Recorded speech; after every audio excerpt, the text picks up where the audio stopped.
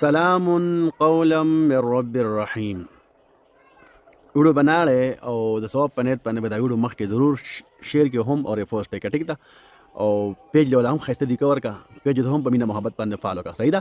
او اجازه ټولو ته سلام قولا من رب الرحیم. د دې ډېر عجیبه فواید دي. اولنۍ فایده یې دا ده، که چېرې تاسو په کور کې څوک بیمار وي، هر قسم بیماری چې وي، که دا د شوګر بیمار دی او که دا د تبې بیمار دی او که دا د ګردو بیمار دی، چاهي چې د هر یو مریض دی په هر بیماری کې مبتلا دی، صحیح ده. نو دې لپاره به تاسو داسې عمل وکړئ، چینی به راوالی. څه به وګورئ؟ چینی به راوالی. چینی به راوالی. چینی پېژنئ په کور کې چینی به راوالی. قولا من رب الرحیم دا ووایئ او دا مریض له څو ټایمه ورکوئ. سحر چې کله دا چې وسکي دغه ټایم کې به وله ورکوئ، غرمه چې روټۍ وخوري دغه ټایم کې به وله ورکوئ، او ماښام چې روټۍ وخوري دغه ټایم کې به وله ورکوئ. پوه شوې که نه؟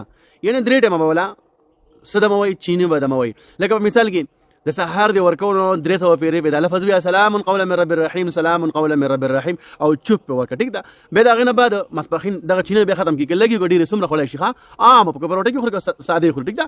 بیا ماسپښین دغه شل روټۍ خوري، غرمه که نه دغه ټایم کې د ښکلی مردار بیا سلام قولا من رب الرحیم، سلام قولا من رب الرحیم. دا دی بیا 300 پیرې وایي، 300 څو پیرې 300، او که 400 پیرې وایي هم ټیک ده. او په دغه به چینو به بیا چوپ وکړي، چینو باندې به چوپ وکړي، هغه چینی به بیا وخوري. بیا تاسو له ماښام هغه چینی لږ څومره ستاسو خوړلی شي که نه، نو انشاءالله العظیم انشاءالله دا عمل به ته یوه هفته وکړي انشاءالله.